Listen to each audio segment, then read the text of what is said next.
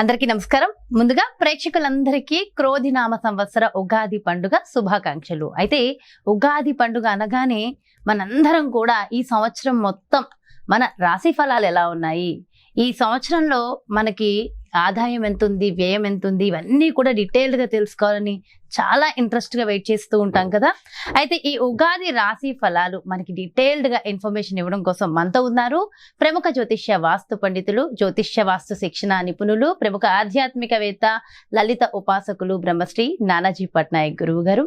మరి పూర్తి వివరాలు గురువు గారు వాటిలో అడిగి తెలుసుకుందాం. నమస్కారం గురువు. శ్రీమాత్రే నమః.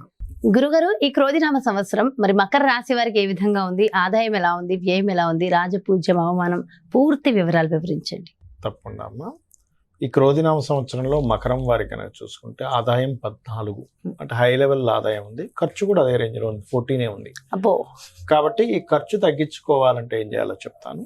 అదేవిధంగా రాజ్యపూజ్యం, అవమానం కనుక చూసుకున్నట్లయితే 3, 1 అంటే మెచ్చుకునే వాళ్ళ సంఖ్య 3 ఉంటే అవమానించే వాళ్ళ సంఖ్య 1 ఉంది. కాబట్టి నో నీడ్ టు వరీ. ఇక మనం ఓవరాల్ గా చూసుకుంటే ఏమిటి, ఖర్చు అనేటువంటిది తగ్గించుకోవాలి. చాలా స్పష్టంగా చూపిస్తుంది. సేవింగ్స్ కావాలి కదా. సేవింగ్స్ కావాలి.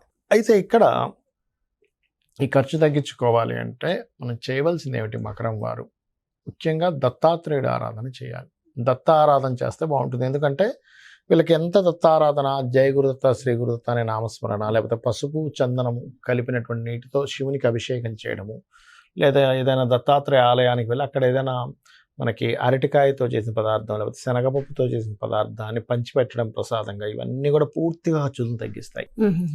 ఎందుకంటే ఈ సంవత్సరం గురుబలం ఉంది వీళ్ళకి, ఎలాగో రాశి మీద గురువు దృష్టి ఉంది. సో వీళ్ళు అనుకున్న సంకల్పం నెరవేరుతుంది దీనివల్ల. అయితే ఇంకా వీరికి మకరం వారికి ఇంకొక సంవత్సరంన్నర పాటు, సంవత్సరం 2 నెలలు, సంవత్సరంన్నర కూడా కాదు, కొంచెం ఏళ్ళనాటి శని నడుస్తుంది. కాబట్టి కొంచెం అంటే ఈ ఖర్చుల కారణం కూడా, అంటే ఫైనాన్స్ స్థానంలో అది ఉన్నాడు కాబట్టి కొంచెం లాంగ్ టర్మ్ మనీ సంబంధించిన విషయాలు కొంచెం స్లోగా రావడం కావచ్చు, లాంగ్ టర్మ్ ఖర్చులు ఉండడం కావచ్చు, కొంచెం ఉంటాయి. దీనికి కూడా ఏంటి, కొంచెం బెల్లము గోవు తినిపిస్తూ ఉంటే కూడా ఈ వచ్చిన ఆదాయం ఖర్చు అవ్వకుండా ఉంటుంది. ఇది మెయిన్గా. ఇక ఫైనాన్షియల్గా అయితే కొంచెం లాంగ్ టర్మ్ గోల్స్ కానీ ఇవన్నీ కూడా సక్సెస్ అవుతాయి, షార్ట్ టర్మ్ కంటే కూడా చెప్పాలంటే. అదేవిధంగా ఉద్యోగ అవకాశాలు కూడా చక్కగా వస్తాయి. కాకపోతే మకరం వారు పుణ్యక్షేత్ర దర్శనాలు ఎక్కువగా చేస్తారు ఈ సంవత్సరం అంతా కూడా.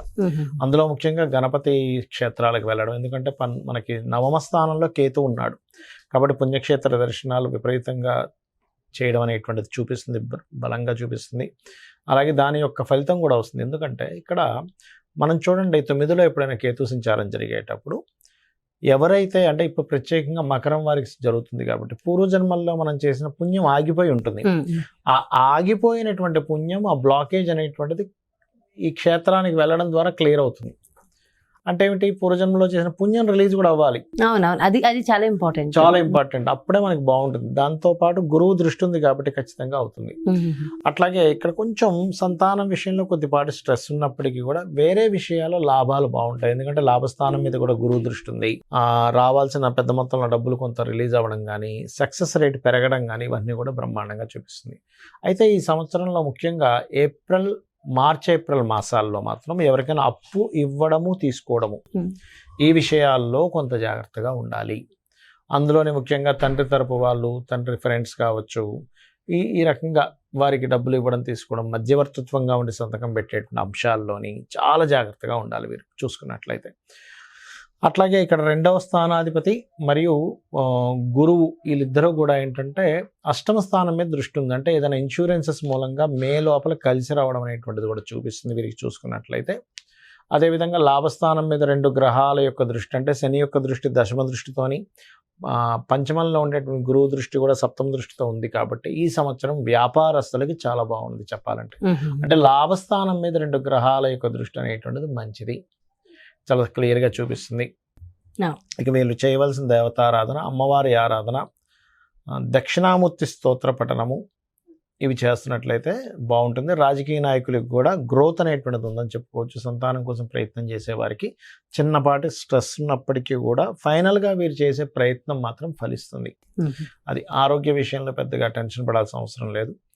మిగతా అంశాలు బాగున్నాయి. ఓవరాల్ గా మకర రాశి వారికి బాగుంది. గురుగారు, ఇవే కాకుండా ఇంకేమైనా జాగ్రత్తలు తీసుకోవాల్సిన అవసరం ఉంటుందంటారా?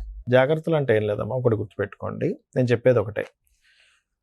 మనకి ఎప్పుడైనా సరే గ్రహస్థితిలో ఎలాగున్నా Hmm. అంటే మన జాతకం ఎలా ఉంది, వాస్తు ఎలా ఉంది, ఇవన్నీ ఎలాగున్నా నేను చెప్పేది ఒకటే, అమ్మవారిని గనక మనం ఆశ్రయించినట్లయితే ఇవన్నీ కూడా పక్కకు పోతాయి. ఆ, అయితే మరి ఈ శాస్త్రం ఎందుకు ఇచ్చింది అమ్మవారు? ఈశ్వరుడే స్వయంగా కూడా జ్యోతిష్ శాస్త్రాన్ని ఇచ్చాడు కదా, మనం చెప్పుకుంటూ ఉంటాం కొన్ని వాటిల్లో మహర్షుల ద్వారా మనకు అందించాడని. మరి ఆ పరమేశ్వరుడు ఎందుకు అందించాడంటే మనకు ఒక జాగ్రత్త చూసుకోవడానికి, ఒక రూట్ మ్యాప్ లాగా మనం ఒక తయారు చేసుకుంటున్నాం. ఏది, ఏ రూట్లో ఎక్కడ ట్రాఫిక్ ఉంది, ఎక్కడ ఏది ఉంది అన్ని తెలుసుకుంటున్నాం కదా మనం. తెలుసుకుని దాన్ని బట్టి మనం దాన్ని బట్టి వెళ్తాం. వెళ్తున్నాం కదా. అలాగే మనకు భగవంతుడే ఈ యొక్క జ్యోతిష్ శాస్త్రాన్ని అందించాడు. దీనివల్ల ఏమిటి, మనం మన జన్మజాతకం కూడా చూసుకోవాలి. అంటే మన జన్మజాతకంలో లగ్నబలం ఎలా ఉంది, ధనం ఏ మార్గంలో వెళ్తే మనకు ధనం సంపాదిస్తాము, ఏ రకంగా ప్రయత్నిస్తే మన ప్రయత్నాలు సఫలీకృతం అవుతాయి, ఏ దిశలో ఉంటే మనకి బాగుంటుంది, సంతాన అభివృద్ధి ఎందుకు అవ్వట్లేదు, వివాహం ఎందుకు అవ్వట్లేదు, మన జన్మజాతకంలో ఉంటుంది. అంటే ఏ సమయంలో వివాహం చేసుకుంటే బాగుంటుంది, అదేవిధంగా మనకి ఏ వృత్తుల్లో బాగుంటుంది, ఏ వ్యాపారాల్లో బాగుంటుంది, ఎందులో ఎప్పుడు ఇన్వెస్ట్మెంట్ చేస్తే మంచిది, ఎప్పుడు ఇన్వెస్ట్మెంట్ చేయకూడదు అనేటువంటి అన్ని విషయాలు ఉంటాయి. మీకు అనిపిస్తుంది మరి ఇవి అన్నీ మన జన్మజాతకంలో ఉంటాయి, మనం మరి ఈ గోచార ఫలితాలు ఇవన్నీ ఎందుకు చెప్పుకుంటున్నాం అంటే ఒకటే గుర్తుపెట్టుకోండి అమ్మా. ఇప్పుడు మీరు షూటింగ్కి వచ్చారు కదా, నార్మల్గా మీ ఇంటి నుంచి ఇక్కడ 40 నిమిషాలు అనుకోండి కార్లో రావడానికి, అదే ట్రాఫిక్ జామ్ అయితే కూడా పెట్టేస్తుంది కదా. అంటే ఏమిటి, గంటలోనో 40 నిమిషాల్లోనో వస్తాననేది మీరు ఏం చెప్తారు, గంటన్నర పడుతుందండి అంటారు. అంటే మీ కారు, మీరు మీ మీ మీ డ్రైవర్ కానివ్వండి, మీరు ఓన్గా డ్రైవ్ చేసుకున్నా మీ కారు అదే రోడ్ అయినా కూడా మరి ట్రాఫిక్ ఉన్నప్పుడేమో ఎక్కువ టైం పడుతుంది, ట్రాఫిక్ లేనప్పుడు హాఫ్ అన్ అవర్లో రాగలుగుతున్నారు.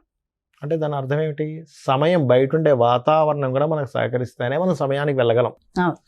అలాగే గోచారం అనేటువంటిది ఏంటంటే ఇప్పుడున్న గ్రహస్థితి, ఇప్పుడుండే గ్రహస్థితి ఏ విధంగా ఉంది, పరిస్థితులు ఎలా ఉన్నాయి అనేది చెప్పేదే గోచారం.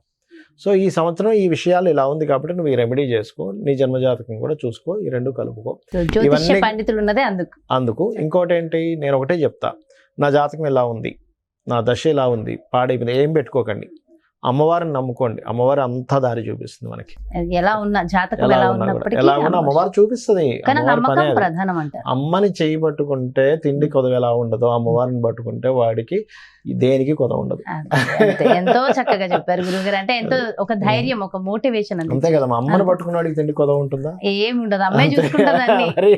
అలాంటిది అమ్మవారిని పట్టుకుంటే దేనికి కొదవ ఉంటుంది చెప్పండి. ఎంతో చక్కగా, ఎంతో చక్కటి ధైర్యాన్ని, స్థైర్యాన్ని అందించారు. థ్యాంక్ యూ సో మచ్ గురువు గారు. నమస్కారం. శ్రీమాత్రే నమః. సో చూసారు కదండి, మరి ఇది క్రోధినామ సంవత్సరంలో మీ యొక్క రాశి యొక్క ఫలితాలు పూర్తిగా ఎంతో చక్కగా వివరించారు కదా గురువు గారు. మరో చక్కటి ప్రత్యేకమైన కార్యక్రమంతో మళ్ళీ మీ ముందుకు వచ్చేస్తాను. మరి అదేవిధంగా మీ యొక్క జాతకానికి సంబంధించి కానీ, లేదంటే మీ ఇంటి వ్యాపార వాస్తుకు సంబంధించి కానీ గురువు గారిని సంప్రదించాలి, అపాయింట్మెంట్ కావాలి అనుకుంటే క్రింద డిస్ప్లే అవుతున్నటువంటి నెంబర్స్కి కాల్ చేయండి. నమస్కారం.